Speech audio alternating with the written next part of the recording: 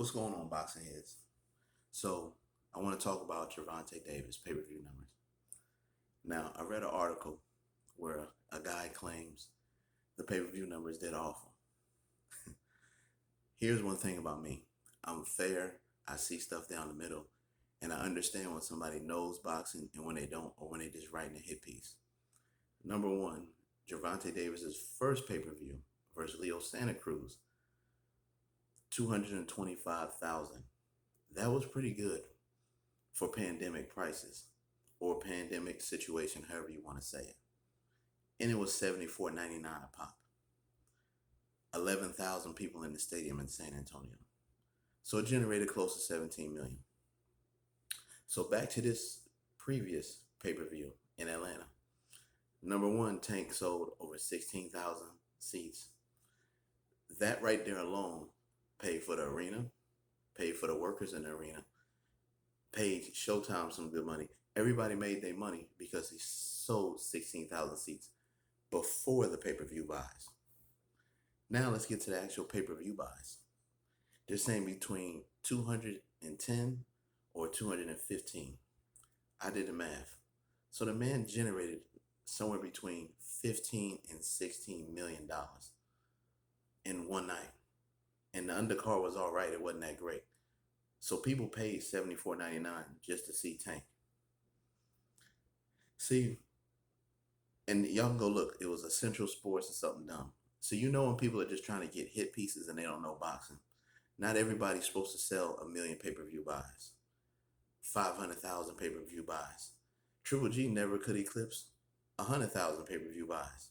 I never seen an article about how awful his sales were. Let me get back to the point.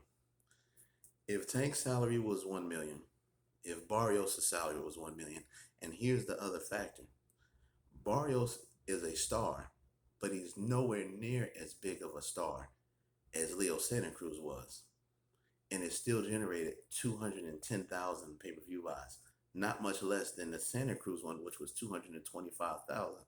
Most importantly, don't you think the people at Showtime knew what they were doing? If they made that money off the last pay-per-view, they were probably looking to make around a similar amount or get the similar amount of buys off this pay-per-view. So I'm pretty sure they knew what the hell they were doing when they put Tank on pay-per-view. Now, let me finish. Tank, let's say he got about $1 million purse. Let's say Tank also got $1 million from the back pay of pay-per-view, and let's say he got like 200,000 or something like that off of it, depending on how the seats sold or whatever. I don't know how his contract's broken up, but he got a percentage off everything. The pay-per-view sales, the tickets, and then obviously his purse. Barrios got his purse, and then he got his percentage of the pay-per-view. So let's say they generated 15.5 million. Let's say after taking care of Tank and Barrios and all the other fighters, we cut it down to 7 million. I already told you Phillips Arena was paid for, or they made their money back on Phillips Arena because he sold it out. So concessions, security, workers, all that got taken care of just off the gate. So now that's $7 million Showtime can put in their back pocket. Let's say the production team and the commentators for that night cost $2 million. That's still $5 million Showtime profited in one night. And they're probably gonna put 2 or 3 million towards Tank's next pay-per-view or the next card or renting the next arena. And then they're just gonna put 3 million in the bank just to have it.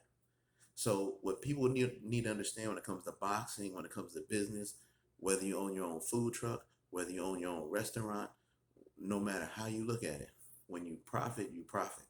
If you own a restaurant and all your bills are 6,000 every month, but you generated 10,000, if you walk away with 4 grand, let's say 2,000 of that goes towards your mortgage and all your bills, but you're able to put 2,000 away in savings, or let's say 1,000 away in savings after paying for your food and all your bills every month, you made a profit.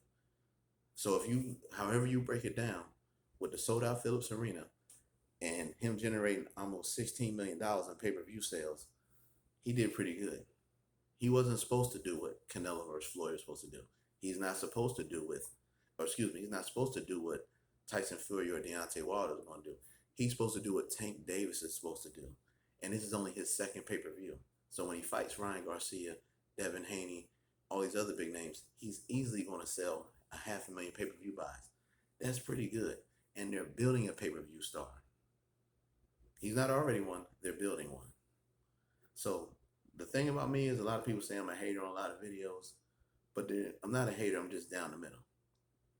If you want to call somebody a hater, call this guy who wrote this article a hater, because he don't know shit about boxing or the business of boxing or how to build a boxing fan base or build a pay-per-view star. Peace, I'm out. Congrats to Tank Davis.